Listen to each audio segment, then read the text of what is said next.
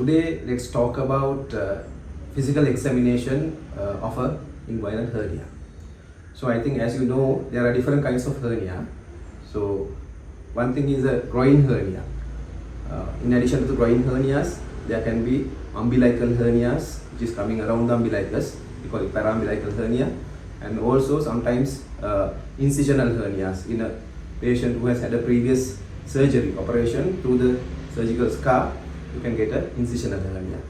In addition to that, there are other rare kinds of hernia, which is one thing is a Spegelian hernia, which is coming on either sides of the midline of the abdomen. So when it comes to groin hernia, usually the patient will be presenting with either with a swelling in the groin area, or sometimes some discomfort or pain in the groin area. This swelling, it might be either reducible or non-reducible, depending on the severity of the hernia. Or sometimes, as an emergency, they can present like features of bowel obstruction. In case of bowel protruding through the hernia, the patient can present as an emergency with features of bowel obstruction, such as severe abdominal pain and abdominal distension, vomiting, and sometimes constipation. So those are the ways of presentation. So in your examination of the abdomen for a hernia, it's always compulsory for you to take the proper consent, verbal consent from the patient, and also exposure, adequate exposure from the pubic symphysis up to the ciphisternum, sort of. And sometimes you might have to expose the scrotum as well in case of a inguinal hernia which is extending into the scrotum. So scrotal examination also may be necessary. And also make sure that you wash your hands, and hand hygiene is important before examining the patient. Regarding the groin hernias, as I said before, there are two types, inguinal and femoral. So how to differentiate inguinal hernia from a femoral hernia? So here we have to identify some important landmarks. One is a pubic symphysis. Keep your finger in the midline, come downwards. Then you will feel the first bony prominence, which is the pubic symphysis. Then you go slightly lateral, about 1 to 2 centimeters, and the lateral most bony prominence is the pubic tubercle. So when you keep your finger there, then you ask the patient to cough, then you will see the cough impulse or the prominence, the swelling. So depending on the site of the hernia, if it is superior and medial to your finger, it is a inguinal hernia. But if it is inferior and lateral, it's a femoral hernia, which is coming below the inguinal ligament. Okay, so in case of an inguinal hernia, so first you have to inspect and ask the patient to cough. Dimitra, can you cough, please? Right. So in case of a inguinal hernia, you will see a prominence here, the swelling. If it is a reducible hernia, which is visible only during the coughing, but if it is a irreducible hernia, even without coughing, it will be visible outside. In some patients, the swelling will be already there even without coughing. In that case, you have to either you reduce the swelling, or best thing is to ask the patient to reduce the swelling. That way you can avoid causing any pain to the patient. So if there's a swelling here, you gently ask the patient to reduce the hernia. So in this case, you can't see a swelling. So therefore, we will proceed to the next step of the examination. Dimitra, can you cough again, please? Right. So imagine that you have a cough, the swelling here while coughing. So in that case, you will have to differentiate. Next step is to see whether there is a cough impulse on your palpation. So you keep your fingers there and ask the patient to cough again. Right. So you will feel with your fingers, you will feel the cough impulse to your fingertips. The next step is to differentiate. So now we know it is a inguinal hernia. Now next step is to differentiate whether it's a direct hernia or a indirect hernia. So for that, like I showed you before, you identify the pubic symphysis, then go laterally and identify the pubic tubercle, and the lateral bony prominence, which is the anterior superior iliac spine, which is here. So these are the two landmarks to differentiate a direct hernia from an indirect hernia. So your inguinal ligament is joining these two landmarks. So the midline is the midpoint of the inguinal ligament, which is in the middle.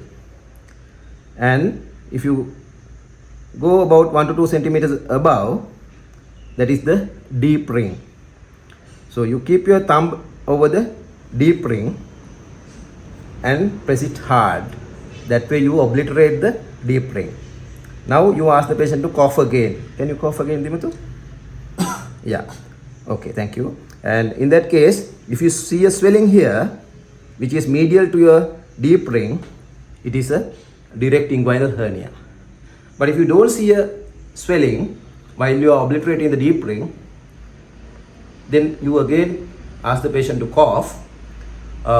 While the patient coughing, you should take your finger out. Can you cough again, Dimatu? Right, like that. At the same time, while the patient is coughing, you should take the finger out. So if it's the indirect hernia, you will see that the swelling is coming as soon as you take the finger out. That means it is coming through the deep ring, in which case it is an indirect inguinal hernia coming through the deep inguinal ring. So actually there's another landmark, which is the mid-inguinal point, which is different to the midpoint of the inguinal ligament.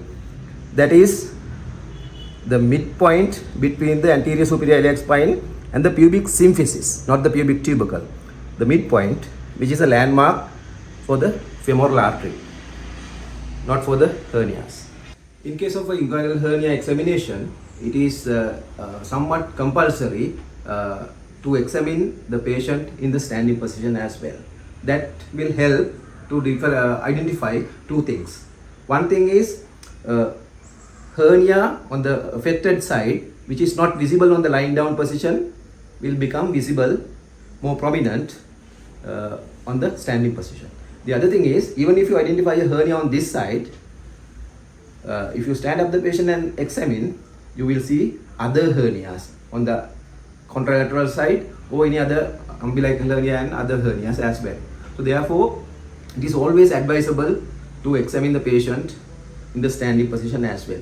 In case of exam, you at least tell the examiner that I would like to examine in the standing position. Dimtu, can you stand up, please? Turn to this side. Yeah, and turn your head to that side. So again, you inspect. Can you cough? And inspect both sides for any obvious cough impulse. Cough again. Cough again. And you can palpate as well for an obvious cough impulse. So that will complete your examination. And as I told before, you might have to examine the scrotum as well in case of a large hernia extending into the scrotum. Okay, thank you. When you examine for a hernia, there are a few specific questions that you should ask from the patient.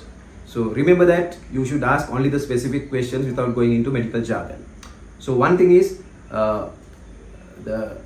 any sort of symptoms which increases the intra-abdominal pressure, like chronic cough or sometimes difficulty in urination, like in an elderly person with prostatism, lower urinary tract symptoms, we call it LUTS, features of prostatism, and also straining during defecation, constipation. Those things are very important. If he is having any precipitating factors like that, you have to address them before repairing a hernia. And at the same time, the occupation, whether he is doing any occupation which involves lifting heavy weight, and also sometimes some people might go to the gym regularly, so those things should be asked. And at the same time, one most important thing is smoking. So if the patient is smoking, that doesn't prevent you operating the patient, but you should always advise the patient to stop smoking as soon as possible and tell the consequences and the chances of recurrence of hernia as well. Thank you.